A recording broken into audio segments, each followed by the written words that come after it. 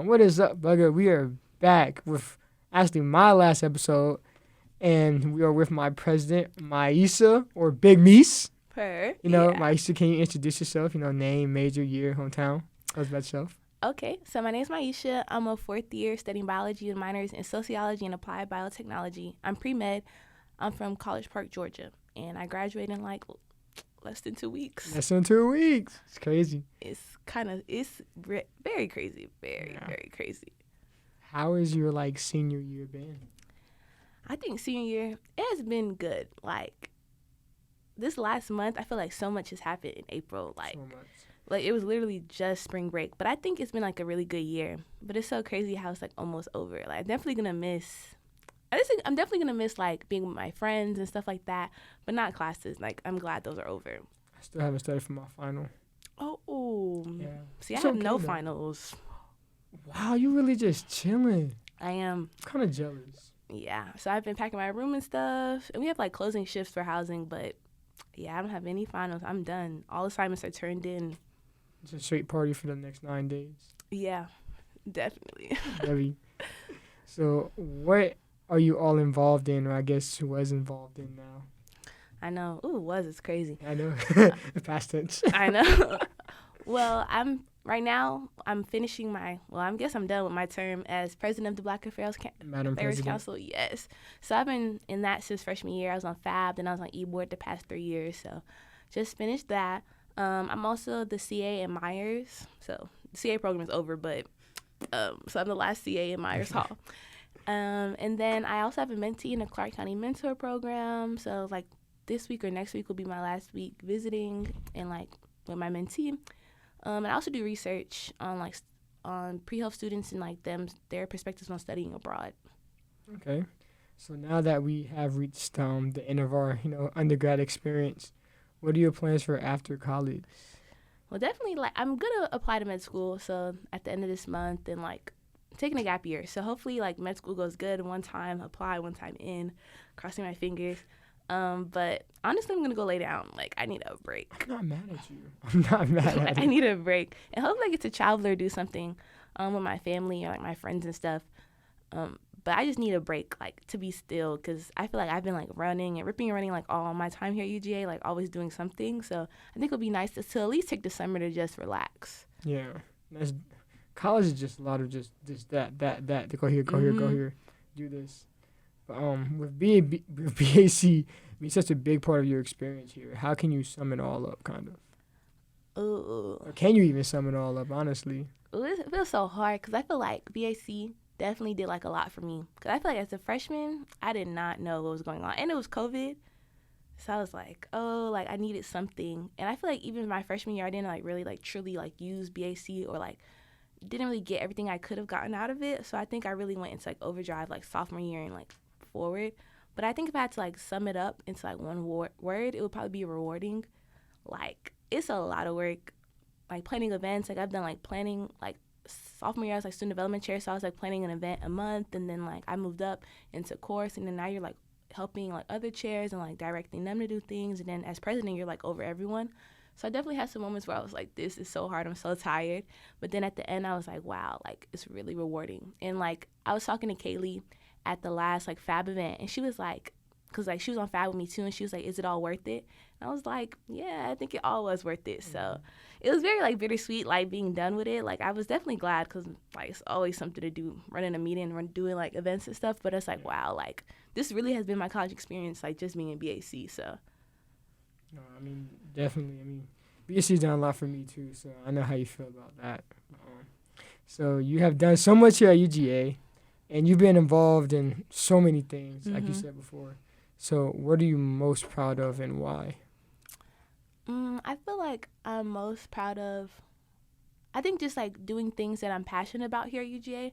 I didn't really know, in high school I was just doing things because they felt I needed to do them. They're definitely things to check off a list. But I think coming here is so much you can get involved with. So I really had to pick something or find things that align with my passions. And I feel like I did that. BAC, align with my identity being Black, and then I did dog camp to welcome in first years and build connections with them and see them grow and that mentorship role. So I feel like everything I did kind of aligned with something I'm passionate about. So I feel like that's what I'm most proud of. But I think just really like in BAC specifically, like seeing it grow, like BUGA Bulletin, like seeing the podcast, like these are things that didn't exist when we came in as first years. So I'm just really glad to see BAC growing and like more people getting involved and like more people like looking at BAC to be like, you know, this is an org I want to get involved with. Oh, for sure. Like, we've done a lot. Yeah, we've done a lot. So, what is your best UGA memory so far? Ooh, honestly, there's so many memories. But 4 I think years worth. 4 years worth, I know. Like, I feel like one that's always going to stick out is, like, literally when me and Sierra, we did this halftime game. And it's like, she had literally called me on the phone. I was driving to the game, and she was like, do you want to play a halftime game? And I was like, ooh, child. Like, I don't even know what this means. But I was like, I guess, let's do it. And literally, it was just so silly and fun because, like, first of all, they never picked me again to play another halftime game. But, like, who would have known? And I got $100 for winning. So I was like, this is fun. But, so Sierra called you and Sierra lost. Yes. But, you know, this is because we're like, you know, we worked it out. Well, you know, she gave me an opportunity. We both had fun. We got videos. I feel like y'all should run it back. We could. If they let us back into Stegman, like, give us whatever those carts was, like, I would do it again. Like, it was just so silly, like, because we literally had to, like, ride the cart and then shoot into, like, those, like, baby hoops, like, for the toddlers, and then, like, turn around and drive back. And it was just so silly, like, this is college. Like, this is a pure college experience because who else is really doing this? Like, when am I ever going to do this again? So I definitely think that's, like, top moments for me because it was just so fun and so, like, out the blue. I didn't even, like, something I didn't expect but was really fun.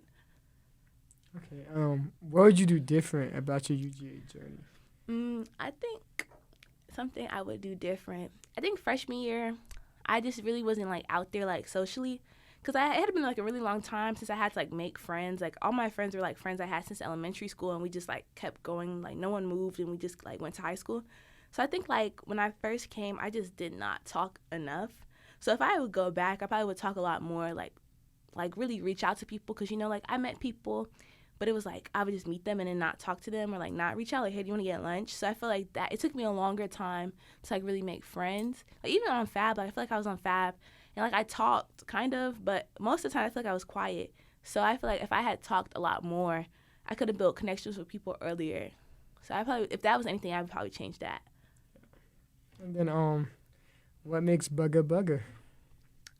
Ooh, I've been thinking about this because I've been writing my speech at St. Kofa to talk. And it's like, what is it about BUGA that, like, makes it special? But I really think it's, like, the connections we form. Like, you really have, like, we're all here, like, fighting to, like, really survive here at UGA and, like, survive at a PWI and, like, just having people that you know you could, like, lean on and fault, like, that could help you through. And, like, people will plug you into things. Like, they don't even have to, like, really know you well to plug you into something. And, like, people are so willing to, like, give you resources and just, like, talk. And, like, we have traditions and, like, events and, like, programs and, like, all these things that, like, happen yearly and we just to look forward to. So I think that's, like, something that makes it special because, like, it really is, like, us against the world, it feels like, but, like, that makes us, like, closer. Even if you don't really have to be, like, best friends with everyone to, like, have things come your way. So I think that's what makes BUGA special. That's so true. I mean, I have gotten so many opportunities just through talking to people in BUGA. So, like, you know, iron sharpens iron for real. But so last question, any advice for BUGA as a, you know, outgoing senior now? I feel like broadly my advice, I would be like, we have to let traditions evolve. Like, I know, like, take time is, like, something that, like, older people in BUGA, like, alumni have, like, really held tight. But I think, like, we as a community have to let traditions evolve. And when we don't let them evolve and, like, try to keep them the same, like, they don't work. So I think, like, something like take time, like, really, like, thinking, like, how we can, like, make that work and structure it best for, like, BUGA now and not, like, look far back into, like, what was BUGA like in 2016. So I think just, like, letting traditions evolve, but also supporting orgs, like, equally. I feel like a lot of times, like, people support orgs, like, because their, like, friends are in it, and that's good. Like, you should support your friends, but, like, each org, like, brings something special and makes, like, the Black community a Black community. So I feel like if we, like, just being more involved, like, you don't have to be on everyone's e-board, but coming out to stuff because, like, that's how, like, you know, you have people come to your events, like, you can make a better case to get money from the university or, like, you can get more opportunities that way. So I think just, like, being more involved because, like, if you're not involved in your own community, then, like, who is? Yeah. So that's definitely my advice to BUGA. I definitely feel that. You know, we have so many organizations. You know, we should all you should really get to know all of them. Yeah, like there's so many like, and we talked a little bit to like Auburn's Black Student Union, and like for them, like I think they're like Black Student Union is like their central org, so like they have like committees in it, but like we don't have like BAC is like our Black Student Union, but it's not like a centralized. Like we have so many other different orgs, so I feel like sometimes it's hard to feel like you could be and support everyone, but like everyone has like especially the big events, like everyone has something that you can go to, and like I don't know, we'll pay money to go to a party, so you could pay money to like go to someone's event, and people work hard for that. We just stand around.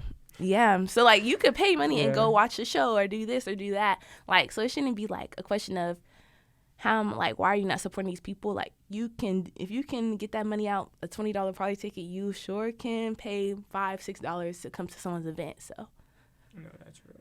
Well, thank you, Myesha, Big Meets. Yay, Madam President. Thank you for the interview. This is my last one. How do you? No, my question for you is, how do you feel? How do I feel? Now that you're done.